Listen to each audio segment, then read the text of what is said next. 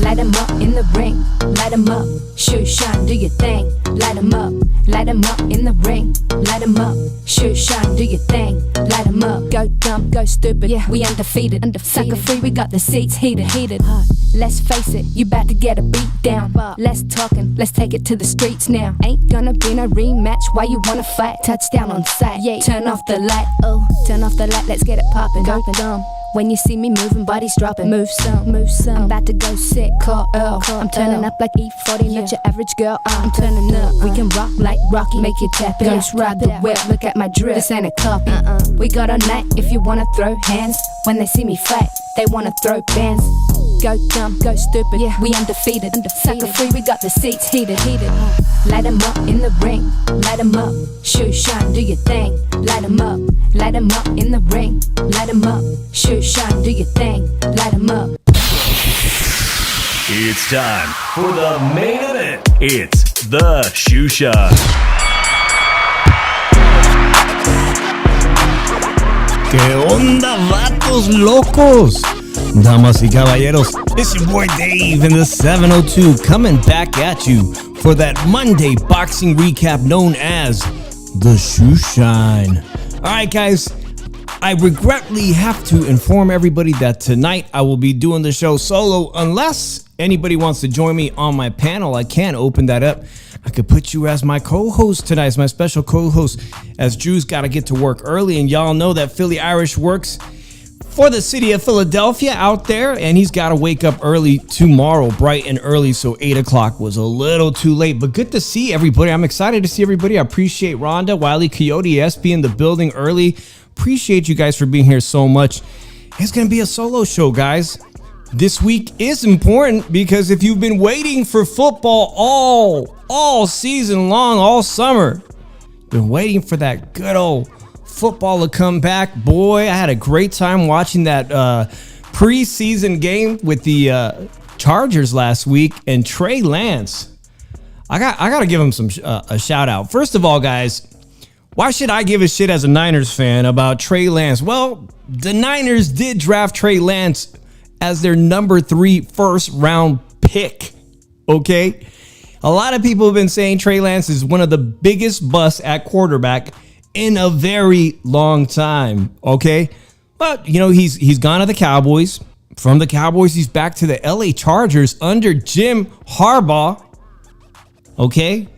Fantastic coach at Stanford, and an amazing run we had with Coach Jim Harbaugh and Kaepernick. So I am a big fan, and he put up some fantastic numbers, guys. Oh my God, 13 of 20 attempts, 2 touchdowns, a passing rating of 114.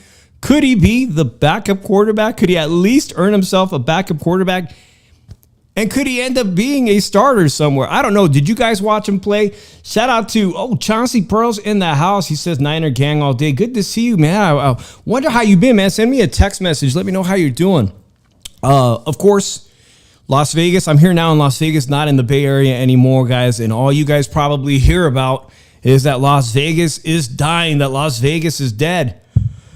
Well, I saw the numbers that came out for the month of July for Las Vegas tourism, and it dropped by 11%. But this is what's wild about that 11%. It amounts to over 400,000 less visitors in July than the previous year. So 400,000 less people divided by 30 or so days. That's a lot less people visiting Las Vegas, guys. And I'm not going to sugarcoat it, guys. I don't mean to make this show political, but obviously international tourism has completely tanked. Visitors from Canada, which make up a large proportion of our visitors to Las Vegas, and visitors from Mexico. That's right. Who do you think comes to see Canelo Alvarez fight in May and in September? The wealthiest Mexicans you will find in the world flood Las Vegas. I'm talking about ballers that show up on private jets. In fact, one year, guys, unfortunately, a private jet carrying some very wealthy Mexicans, that's right, they flew themselves privately here to the airport in Las Vegas, crashed on the way home, leaving the Canelo Alvarez fight. A very, very sad story. You don't got Mexicans with money coming to Vegas. You don't have the Canadians coming from Vegas.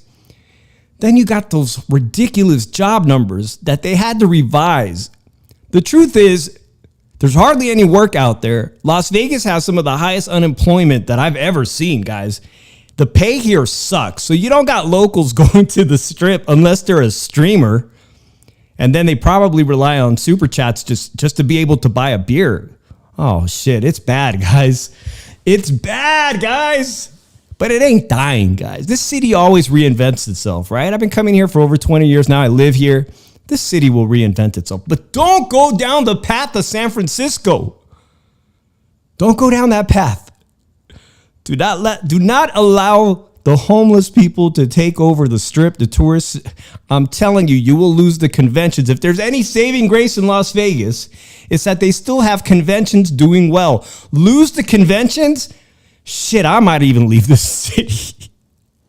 I'll probably move to Reno. I don't know, guys. If they lose the conventions, this city is in serious trouble. But I'm seeing the comments, guys, and I appreciate what you guys are saying. Yes, Vegas is entirely too expensive. And as a local, God, if it wasn't for casinos like South Point, the Silverton, the M Resort, Green Valley Ranch, those people still believe in value and offering value to tourists. But the strip needs to catch up badly and quickly. What's good, 702 Man Cave? Appreciate you stopping by, guys. This Saturday night, I was watching the fights that I'm going to talk about, and I just decided to try using the YouTube app, so it probably sounded like shit, and I couldn't even show you the fight, which, of course, you know, is a copyright thing, but I appreciate everybody. 702 Man Cave was in the building for that fight, and it was a great week for Oscar De La Hoya. An incredible week. Since the last time I did a show, guys, Oscar De La Hoya, Golden Boy Promotions has had they had an incredible show in Chicago. First off, shout out to everybody from Chi-Town. They had put on a fantastic show this weekend, Saturday. But even better than that, guys, I didn't talk about this young gentleman, Ricardo Sandival of Southern California. He's a flyweight. He goes to Japan, okay, to fight Kenjiro Teraji, who was considered a flyweight pound-for-pound fighter. And midweek, after the last Shoeshine episode, it was the middle of the week, they had this fight.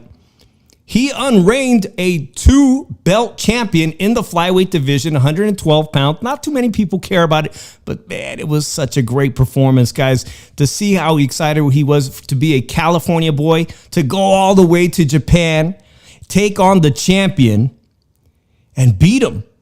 Incredible win for not only Ricardo Sandival, but everybody at Golden Boy Boxing and Oscar. Of course, they were incredibly happy.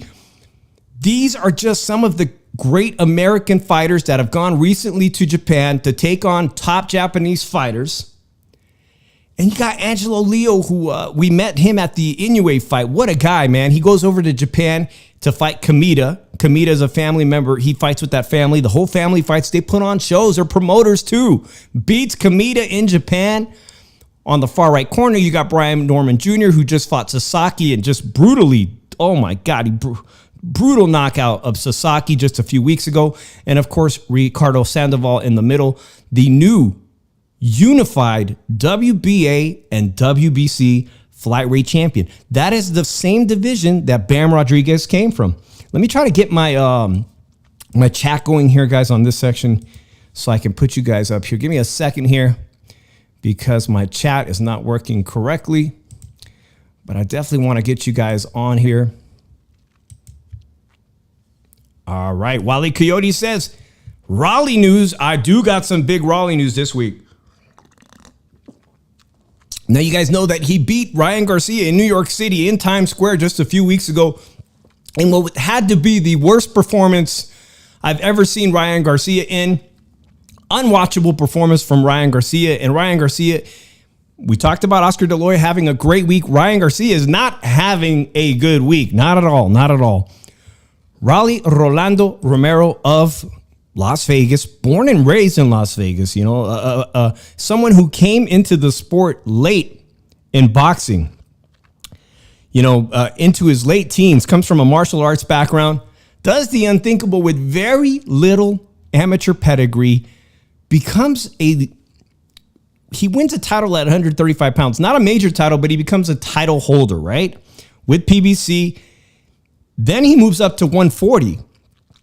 At 140 pounds, he fights an old guy that I met, the Venezuelan fighter, Ismael Barrosos.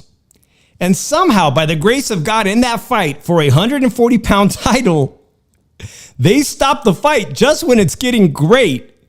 And Rolly Romero becomes, again, another champion at 140 pounds, right? Again, like I said, he started boxing late. He's a TMT fixture. He's no longer with TMT, but becomes a champion.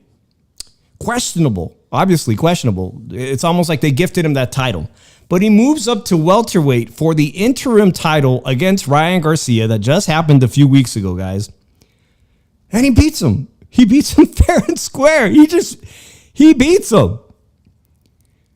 Rolly Romero becomes the interim title holder. What does interim mean, guys? Again, interim means you're basically holding it's like a secondary title. You're kind of holding the place of the real champion. Well, the real champion, Boots Ennis, says, I do not want to ever fight at 147 again.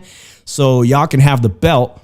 Rolando Romero of Las Vegas becomes the new WBA welterweight champion this week. Again, the guy started boxing really late, was just a kid who likes to ride his skateboard around North Vegas. Now becomes a technically 3-division champion. Good for Rolly, man. Good for Rolly. And Rolly, he trains with Ismael Salas now, which has been tremendous help with him. A Cuban-style coach, Ismael Salas. Great gym out of Las Vegas. Are you guys feeling good about this? Do you think he should just be handed the title? That he should just be handed that title? I mean, they call it an email champion. Is it an email champion? I don't know. He is the champion, which puts him in great position to fight whoever the F he wants. And you know who wants to fight him is none other than Manny Pacquiao, who just sold out the MGM Grand. Manny Pacquiao putting on an incredible performance. He didn't get the belt against Mario Barrios, but he says, hey, PBC, you got Rolly. I'll fight him. Of course you want to fight him. He's got the belt. Well, there's another guy that wants to fight Rolly, someone who's already sparred with him many times, and in fact, they've sparred at TMT, which incidentally was a gym. You guys know the story of this Las Vegas streamer was thrown out of the TMT gym by Rolando Romero because he wasn't authorized to film Rolly while Rolly was preparing for a fight. That's a true story. He was thrown out of the TMT gym. Somehow, miraculously, that same Las Vegas streamer runs into Rolly on Fremont Street and ends up wearing his sombrero. True story. Bizarre, but true. Well, anyways, I was telling you guys, it's been a good week for Oscar De La Hoya. Not such a good week for Ryan. Ryan has one fight left on his contract. That's it. One fight left with Oscar De La Hoya. And I saw a video today where Ryan was pretending. I'm going to guess he was pretending. He's at some kind of social function, a party. Somebody said it was whatever type. It looked like a house party. And he picks up the phone and supposedly it's Oscar on the phone. And he tells him, if you don't fucking got $20 million for me, don't call me. Don't call me unless you got $20 million for me for my next fight. And he hangs up. Now, it was probably all fake. It was a stunt. But he's trying to get the message loud and clear. I'm not interested with working with you in the future. Quote, Oscar doesn't respect me. I don't think he ever thought I was a good fighter. But frankly, I don't care. I have one more fight left with him, and that's it. If they can build another star, great. I want to move on. Well, there it is. Ryan Garcia doesn't want to fight anybody unless it's going to be $20 million, which I don't know who's going to offer it to him. And it looks like Rolly's got all the cards. He's got all the cards in his favor. And unfortunately for Ryan, who also plays poker here in Las Vegas, he don't got any cards because to me, his star is diminishing. And I think Oscar knows the writing is on the wall that he's gone pretty much as far as he can with Ryan. Ryan needs to pull out a spectacular win. And I'll tell you what I'm reading is that Oscar De La Hoya does not want to see a rematch with Rolly Romero. Maybe he thinks Rolly will beat him again. Maybe Rolly's cracked the Ryan Garcia code and it'll be a second embarrassing loss. But who he does want to see him fight against is Teofimo Lopez, which is the 140-pound lineal champion.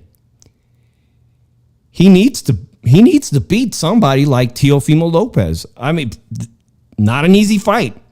It's also not easy too, guys, because Ryan Garcia, he's never fought at 140 pounds. He keeps making fighters fight him at a catch weight. In fact, that last fight was at a catch weight, 143, which made them a welterweight fight. There's no way that Teofimo needs to gain weight to fight Ryan Garcia, when in Teofimo's head, he is just as big of a star and more of an accomplished boxer by all the accolades.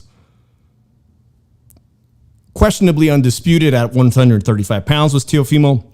And at 140 pounds, he beat the guy who was the undisputed champion of the world, making him not only the Ring Magazine champ, but the undisputed champ, while Ryan Garcia, now in his mid to late 20s, has never even won a world title.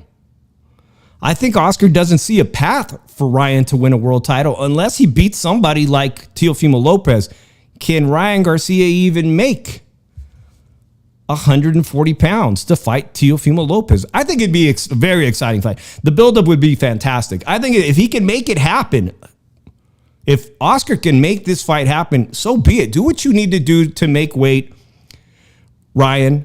Fulfill the obligations of your contract. You might end up beating him. If you believe in yourself that much, maybe you do beat Teofimo. It's going to be very hard to convince me and a lot of other people. Good to see you, Ryan. I appreciate you being in here. If you guys have not tried Trader Joe's spicy mango lemonade, it's seasonal summer drink, and you can mix it with tequila. You can mix it with champagne. You can mix it with so much stuff. Vodka. Oh my God, it's so good. Well, that is my recipe for today. Spicy mango lemonade with just a little bit of tequila. All right, guys, this is good. So Ryan Garcia making skits up on his TikTok, Instagram, whatever. Pretty good actor, I got to say. In fact, Ryan has a Netflix movie deal that still he's yet to, I don't know if he's filmed it or he's already done filming it, but we'll see Ryan Garcia behind the big screen, at least in a Netflix movie pretty soon. So this guy, even if he stops boxing, we all can agree that Ryan Garcia probably could do whatever he can do so much other things with his life if he doesn't have the desire to box anymore. Well, Rolly Romero is the champion. I appreciate everybody who's in here. Don't forget to hit that like button. Let's get to some more news really quickly, or we can get right into the fight stuff. But look, August is going to be a very slow month for boxing, guys.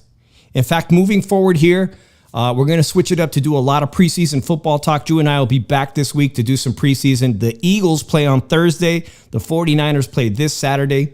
Friend of the show, and I'm dying to get him back on the show. I can't wait to get him back on the show. Lucas Badi of Canada was going to fight Floyd Schofield, another friend of the show. We're very friendly with his mom. That fight didn't materialize, and that would have been on Netflix. That would have been an incredible opportunity for Lucas. But listen, sometimes things happen for a reason, right? Oh, I appreciate that so much, SB. Thank you so much, SB, for that wonderful $10 super chat. I appreciate you so much. Thank you, guys.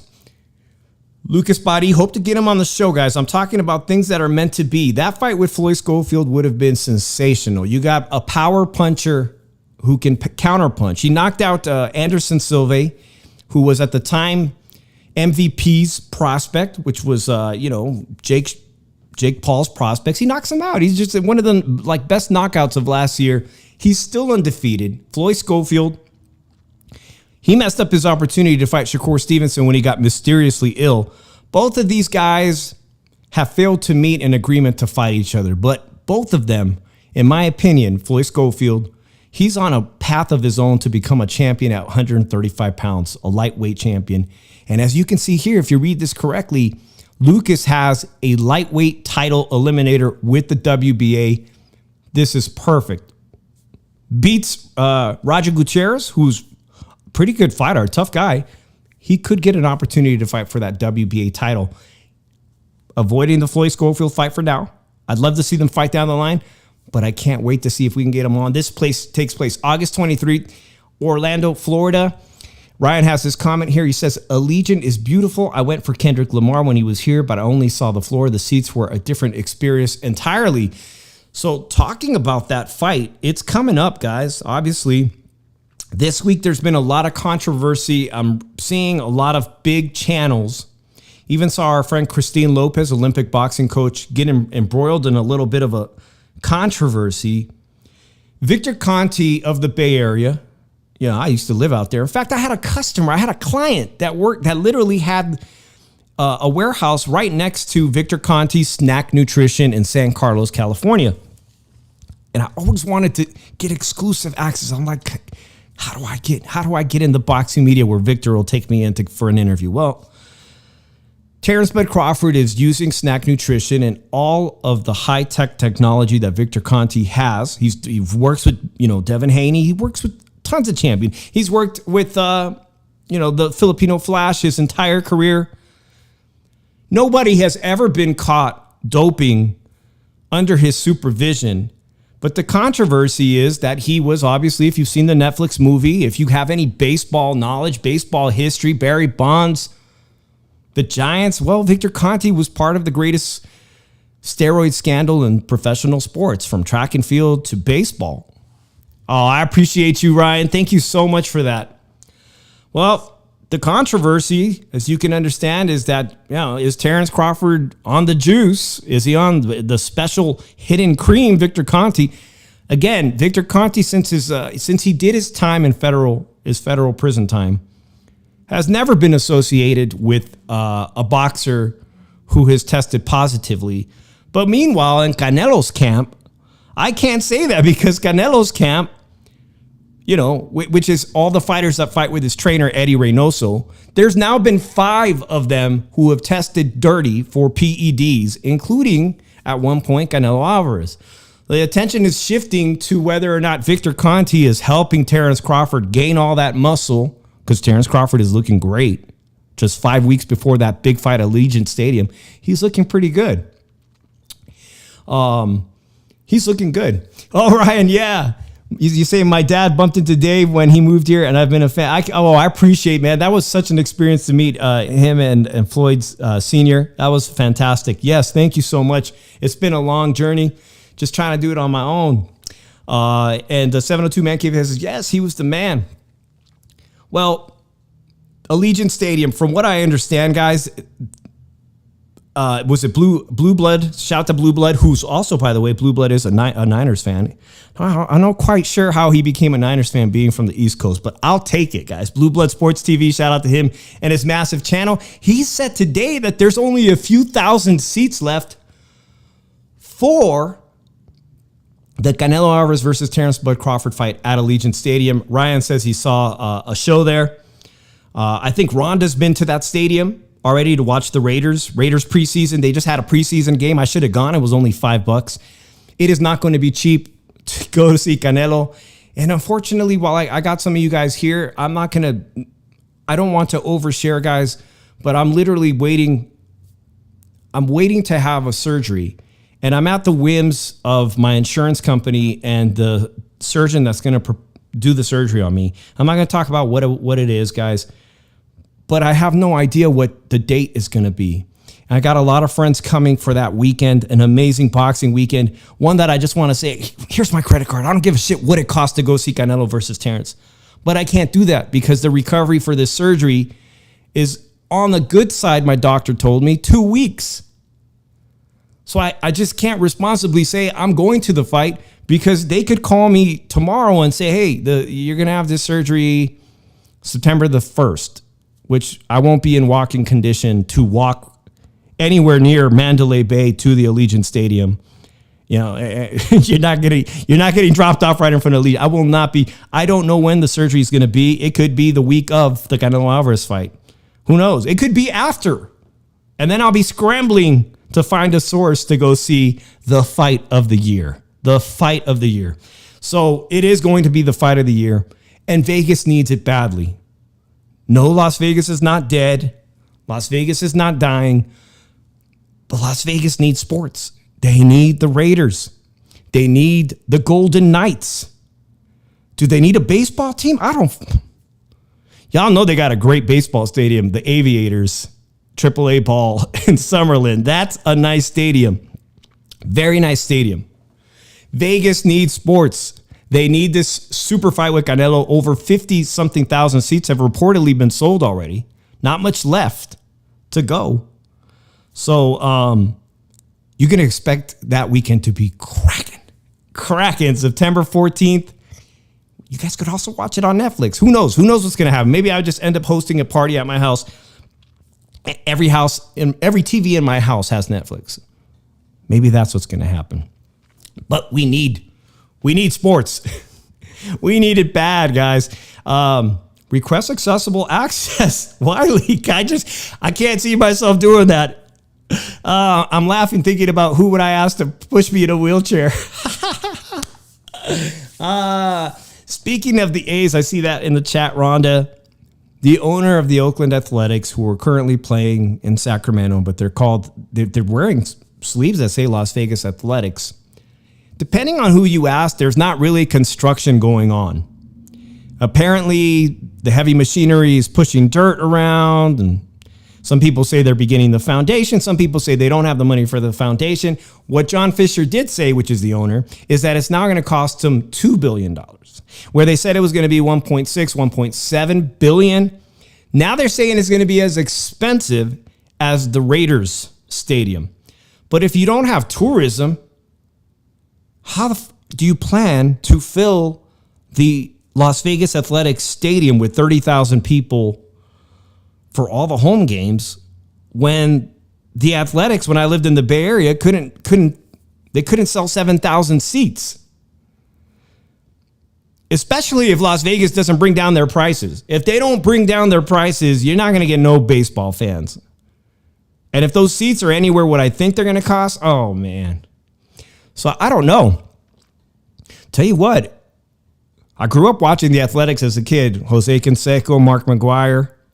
It'd be great if they were a great team, but I'm not going to sugarcoat it. The way that team has been handled over the past 10, 15 years, they're not anywhere near close winning a championship. I know there's some Dodger fans in this chat. That's how you build a championship team. You got to spend money to build a good team. Is Las Vegas Athletics, are they going to be willing to all of a sudden start spending the money? I don't know. Let's get back to some boxing talk, guys. Went off on a tangent. I got to fill some time here. All right. Some great, incredible fights. Tristan Calcruth, he was on that fight, guys, Saturday on the undercard. I've met him at the Cosmopolitan immediately after he fought. Just a great guy. Unfortunately for him, he had a last-minute replacement fighter who came in and didn't really want to fight after 2 rounds and a brutal shot to the liver.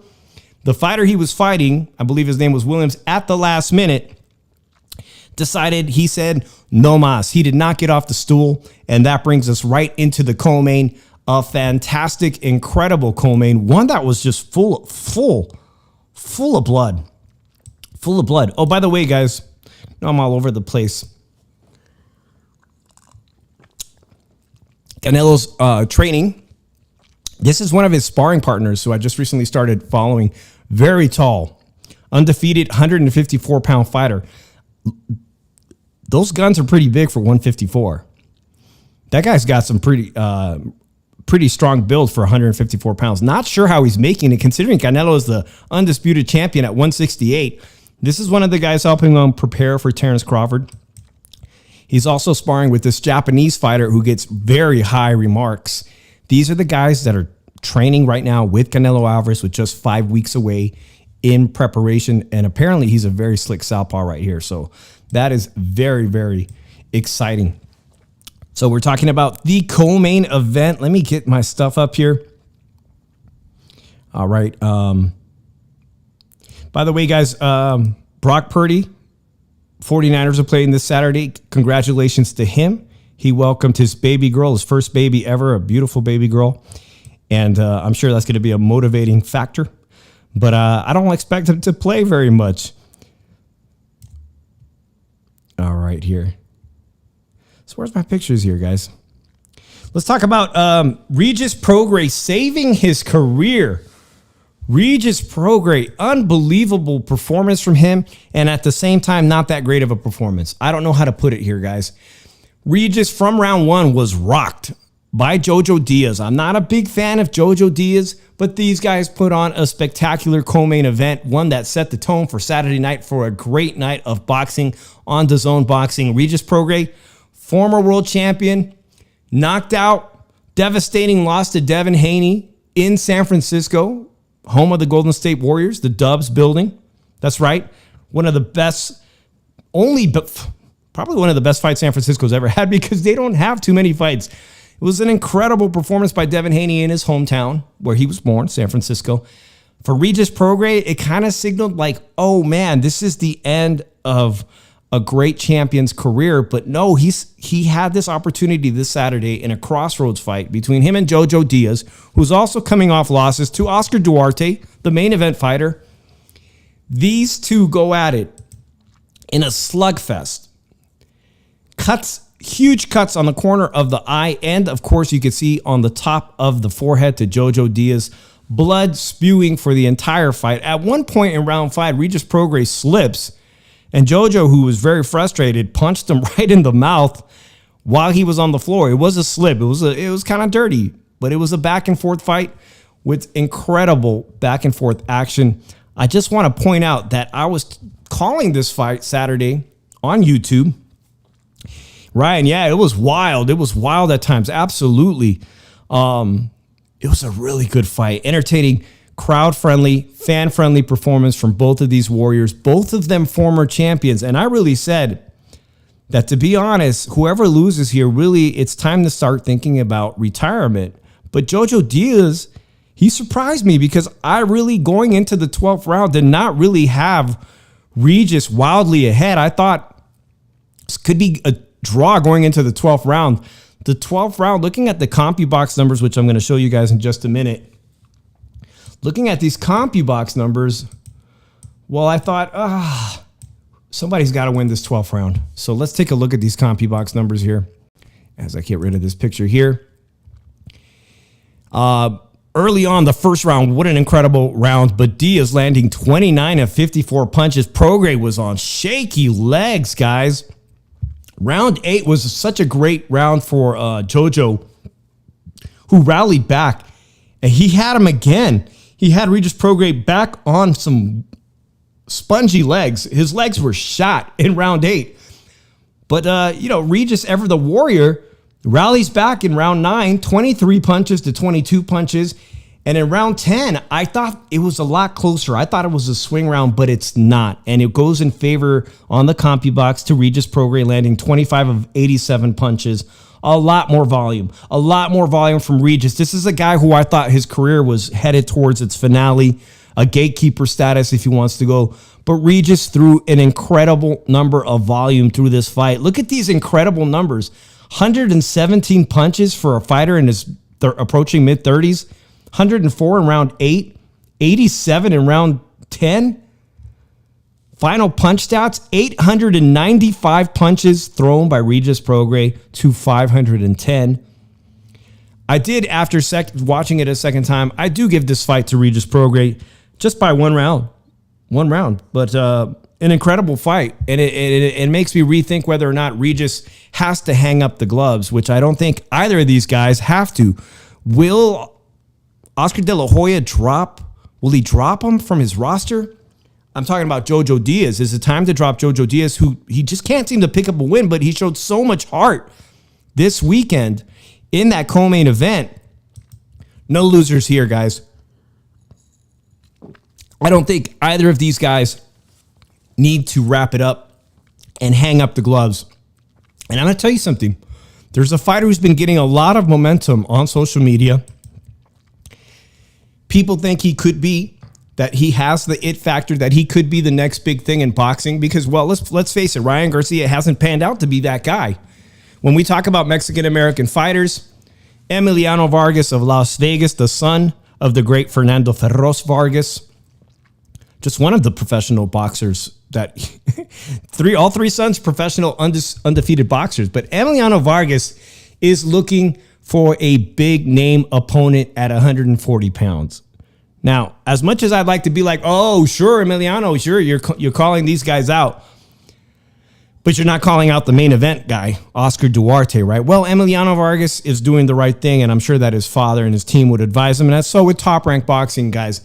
When you're coming up the ranks as a prospect and then becoming a contender, what you need to have on your resume is a former world champion. You need to have a win over a former world champion. Emiliano's quickly taking to social media and saying, shout out to Jojo and Regis. Warriors would still love the fight with either 100%. Both of these fighters now in their 30s. Both of them former world champions. Both of them with quite a few losses on their records. And if you ask me about Regis, although Regis can throw a lot of punches, his punch resistance is shot. I mean, Emiliano probably could land a very hard counter right like he did the other day, finishing his opponent in just one round. The same way Devin Haney was able to drop Regis Prograis multiple times, this would be a really good fight for Emiliano Vargas. Now, does Regis Prograis want to tussle with a young up-and-coming lion?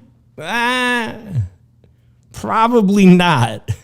If the money's right, for Emiliano Vargas, who's only 21 years old, he does need an opponent like this because his resume that Top Rank has been putting together, well, it doesn't have any names on it that are recognizable. This is a smart move. I think this is a smart move by Emiliano, who also, by the way, guys, has been on social media. And now, speaking of Emiliano, this week, being involved in a social media beef with another undefeated young boxer / contender. I seen Ernesto Tito Mercado fight, Southern California fighter, also in the same division, undefeated. I seen him fight at the Cosmopolitan, guys, and he beat and stopped Jose Pedraza in just 4 rounds. I saw that fight in January. Very impressive. Now, Ernesto Mercado, also known as Tito Mercado, does not have a famous name like the name Vargas, but he is quite impressive. And I'll tell you, yes, he was. Fernando Vargas was on the Olympic team. Absolutely. As was Oscar, the Golden Boy. Both of them Olympic representatives for Team USA. Emiliano is beefing with this guy. Apparently, Ernesto's been trying to get under the skin of Emiliano, which, you know, as a fighter who doesn't have a big name that everybody's not talking about, everybody says Emiliano has the movie star looks, matinee idol looks. Well, Tito out here 17-0 and just beat a former world champion, and his resume looks pretty good. They've been going at it. I like it. They've been going at it. This is exactly what I want to see. I want to see young fighters who could, really be the arch nemesis of each other. I want to see them go at it online because this is the new age. Of course, obviously, using social media to promote and build up a future fight is a wise thing to do. I'll be interested to see if these two guys ever fight. Now, when you're a young and up-and-coming contender, sometimes these moves backfire. So as you could see, Tito Mercado got to fight a former world champion, Jose Pedraza, who's also been stopped by Gervonta Tank Davis. Emiliano probably wants to do the same thing because fighting somebody like Mercado, who could potentially be a champion one day at 140, before you ever even get there, could derail your entire momentum, potentially derail everything you got going on. So, shout out to the Vargas family. Shout out to Emiliano. Yeah, they're beefing. I would love to see this fight, but not right now. It's not going to happen right now. Before we get to that main event, speaking of fighters that are beefing online, is Virgil Ortiz and young Xander Zayas. You guys remember Xander Zayas just won in the very last fight against for Top Rank, and here we are, me and Xander, at the Cosmopolitan after his second professional fight, one of my favorite places to watch boxing. Well, Xander Zayas is now the world champion at 154 pounds, and Virgil Ortiz, who's never had a title, could possibly have been to be honest, at welterweight, I think he'd have a title right now. If he was at welterweight, he'd have a title. But he's not. He's in the hottest division in boxing, which is 154 pounds, which Xander just picked up the WBO title. Well, him and Xander have been going at it. Do I have it right here? Let's take a quick look at this one because it's pretty juicy, guys. Virgil Ortiz sent a long a long tweet this past week. That's right, Rhonda. Smash that like button, guys. I won't read the whole thing, but Xander Zayas, he says, first off, congratulations on your win and becoming world champ. You were eventually going to do it, so I'm not surprised. But let's keep everything 100. You got a gift. My last two opponents were top 10 in this division. The opponent you just fought was 33-4 and barely scratched the top 15 mark. While that is correct, he did beat Charles Conwell, guys, who was a ranked top 5 opponent in the divisions. That's why that Mexican guy had that opportunity to fight Xander for the vacant title. He goes on to say, all facts here, try and dispute them if you want. If I had won my world title against your opponent, they would be tearing me to shreds right now. It's okay for you, though, because you're young. There's not a whole lot expected out of you right now. We're at different levels. My fight against Antonio Orozco back when I was 21 was harder than your last fight, since you want to talk about what we have done at our ages. The other key differences between your last fight and mine is that for some odd reason, my fight against Madrimov wasn't made into a world title fight for the vacant belt. Almost like the vacant belt was being held for somebody. You can say all you want that I haven't achieved anything, but I've definitely proved more than you have. I've beaten several fighters who've become world champions.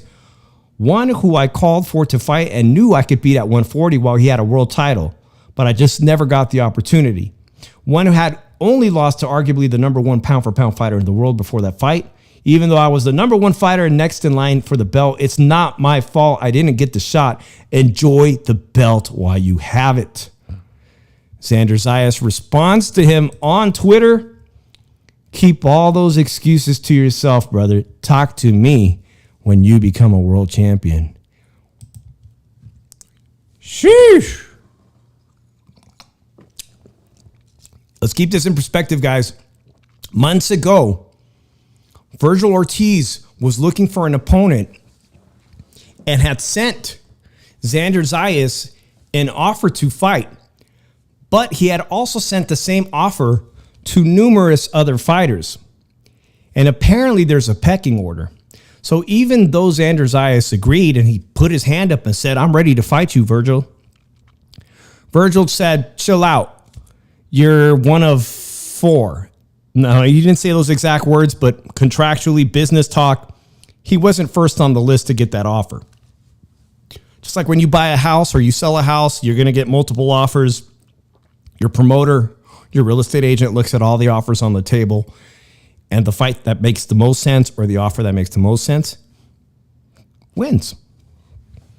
Nerd, very interesting, says Golden Boy is failing Ortiz. Oscar is too preoccupied clapping his hands and getting fake abs. Ortiz should be a star by now. I agree. I agree with that, especially with the fake abs. Oscar, where did you have them done? Can you let me know who the surgeon was? No, I'm just playing, guys. All right, speaking of other fighters, before we get to the main event and my thoughts on the main event, thank you so much for tuning in. This is Drew's fighter, my boy Drew, Philly Irish Drew Evo, Jerome Boots Ennis, who I still haven't seen fight Vergil Ortiz, and I'm deeply disappointed. He sent out 4 offers because he's the former welterweight champion of the world, now moving up to 154. Told Vergil Ortiz, supposedly Matchroom Boxing said, the fight's going to happen, but you got to acclimate yourself to 154, and Boots Ennis would like to acclimate himself to the division before taking on some of the top names like Vergil Ortiz. Said what's fair is fair. You got to do it. I should be able to do it. These are the 4 guys he sent offers to. One of them is laughable, guys, because Rashidi Ellis is a guy who did not pan out at welterweight. So he's not even truly a 154-pound fighter. You're just dragging up somebody that used to fight at welterweight with you and now fighting him in a new weight class. This is not a challenge. This is not going to acclimate you to 154. It's not a good one. Charles Conwell, coming off a big loss, an embarrassing loss to the Mexican fighter Perez, who just fought Xander. That's a tough fight. I don't care. Charles Conwell usually fights much better than that. I think that was a fluke. That is a tough fight. But being that he's coming off a loss, while it's a great fight, he may not get the call. Now, Josh Kelly also has 1 loss, but it's not recent. Josh Kelly, kind of unknown to American fight fans, but he's got a huge name in the UK, guys. This is a fight that I think Matchroom probably would want to make. So I'm not even going to talk about that other guy who's undefeated on here, but I like the Josh Kelly fight in Philadelphia. And that's all the news I got for you guys. Let's get on to the main event. Shout out to Sergio. Appreciate you coming in here. All right, the main event, guys. The main event. Oscar Duarte of Mexico, who fought Ryan Garcia before. Ryan Garcia stops him at an 8. Okay? That's the only major loss. He's had a loss on DAZN way back when. Picked up his second loss against Ryan Garcia. A fantastic main event for Golden Boy and the Chicago fight fans who were there against Kenneth Sims in his hometown of Chicago. Kenneth Sims, formerly with PBC, guys. This fight was a barn burner. Tons and tons and tons of punches thrown, lots of volume. Let me turn off the TV behind me, guys. As my backdrop went off. Good to see you, Soteo. Would love to know your thoughts, man. Let me know your thoughts here. What an incredible performance from Oscar Duarte and Team Robert Garcia. Very, very good performance from Team Robert Garcia.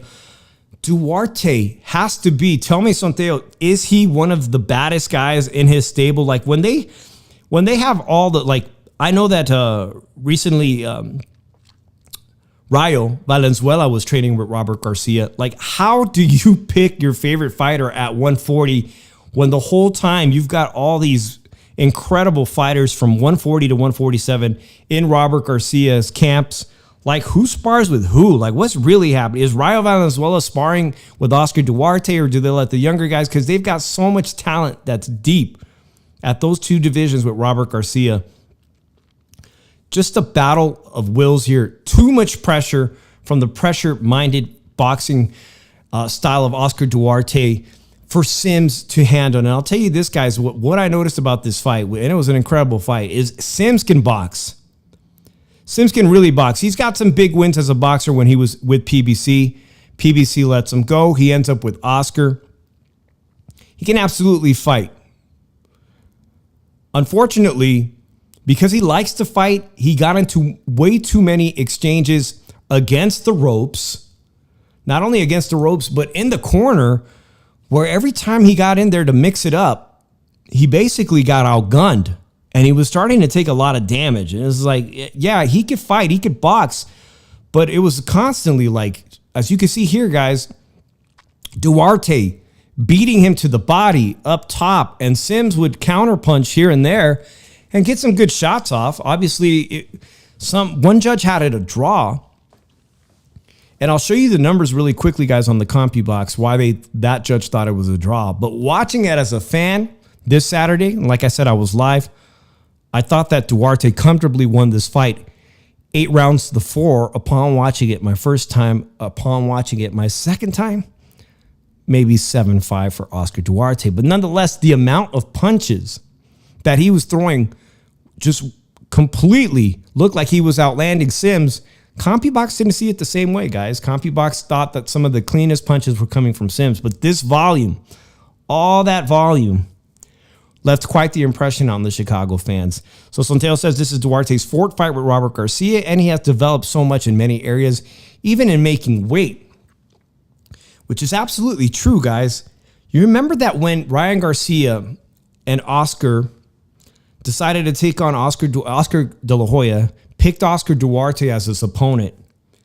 A lot of people in the boxing media, a lot of pundits, commentators felt that Oscar De La Hoya was doing a disservice to Ryan, setting him up. Even Ryan was talking about, I think he's trying to set me up to lose.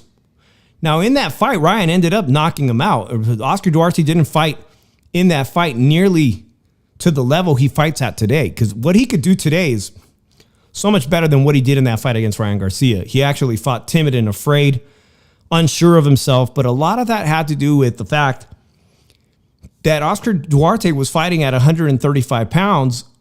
He agrees to move up in weight to fight Ryan Garcia at 140. And Ryan Garcia on the day of the weigh-in says, I can't lose any more weight. You want to fight me? It's going to be at 143 pounds. 8 pounds above the fight weight limit that Oscar Duarte was accustomed to. Do not tell me as a fight fan that 8 pounds don't matter, because it absolutely matters. You got Boots Ennis telling Virgil Ortiz, we love the fight, but we need to get acclimated to this weight class. Oscar Duarte, not being a star, had to fucking eat shit and accept Ryan Garcia coming in 3 pounds overweight, now a total of 8 pounds over the weight limit he was accustomed to.